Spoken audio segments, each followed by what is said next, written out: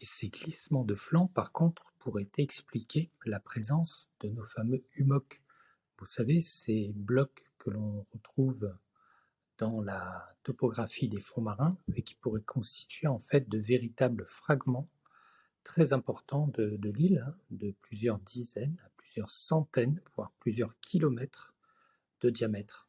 Ce seraient des fragments de l'île ayant glissé et s'étant retrouvés, constituant donc une partie de ces fonds marins.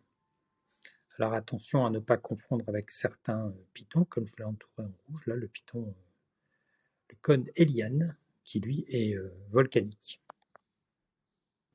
Alors bien sûr, l'enclos Fouquet, cette dépression ouverte à l'est, ainsi que la plaine des Sables et la plaine des Remparts emboîtée, dans l'est de l'île, témoignent de ces phénomènes de glissement de manière assez nette.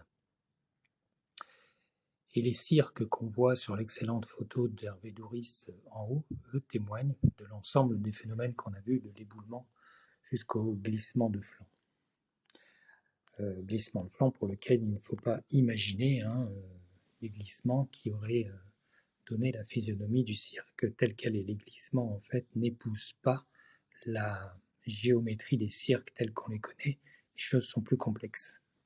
Ce qui peut paraître étonnant quand on compare la Réunion, qui a à peu près une histoire émergée de 3 millions d'années, estimée, avec l'île d'Oahu, de l'archipel hawaïen, c'est que cet archipel hawaïen est relativement érodé. En fait, on voit, il possède un relief qui est relativement peu marqué, il n'y a plus trop de sommets. Les fonds océaniques qui l'entourent révèlent en fait une histoire assez similaire, sédimentaire. On voit bien qu'il a été lui aussi démantelé, avec un plateau sédimentaire beaucoup plus développé. Et cette île a une histoire érosive beaucoup plus marquée.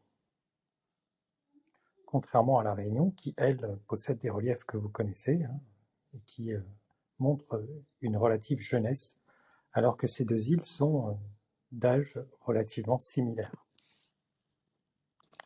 Alors, comment cela s'explique-t-il?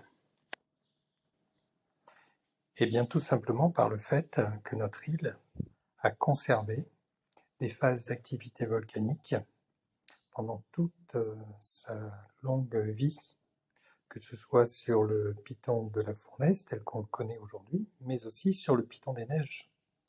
Cela s'exprime, comme vous le savez, par l'arrivée en surface de magma, de roches fondues, qui s'exprime donc sous la forme de projections et de coulées, qui rajeunissent les reliefs, qui forment des roches en surface et qui vont construire les reliefs et les rajeunir. La simple présence, par exemple, des pitons, qui sont autant de cônes volcaniques sur la plaine des Cafres, ici entre le piton de la Fournaise et le massif du piton des Neiges en arrière-plan, montre en fait la relative jeunesse de ces terrains. Ces pitons n'ont que quelques milliers à quelques dizaines de milliers d'années et montrent en fait une activité volcanique intense, relativement récente. La jeunesse volcanique s'exprime sous la forme de coulées de lave très peu érodées, comme vous les connaissez dans le sud sauvage, ici en haut, du côté de Saint-Philippe. Ces coulées n'ont que quelques siècles, mais on retrouve les mêmes coulées qui n'ont que quelques milliers d'années, ou dizaines de milliers d'années, dans l'ouest. Ici, il s'agit des coulées en bas, entre Saint-Leu et Étang-Salé. Et ces coulées sont bien donc appartenant au massif du Piton des Neiges. En fait, schématiquement, tout se passe comme si l'activité volcanique en haut construisait des terrains plats en pente qu'on appelle des planaises. Dès que l'activité volcanique cesse, ces terrains ont tendance à se creuser, d'abord de ravines, puis de rivières. Ces rivières s'encaissent, elles deviennent de plus en plus profondes, jusqu'à former des canyons qui se réunissent. Mais tout se passe aussi, on le voit en bas, comme si en fait l'activité volcanique reprenant venait recombler ces reliefs. On parle de rajeunissement de relief. Et on repart donc sur des terrains plus plats, qui comble en fait des dépressions anciennes.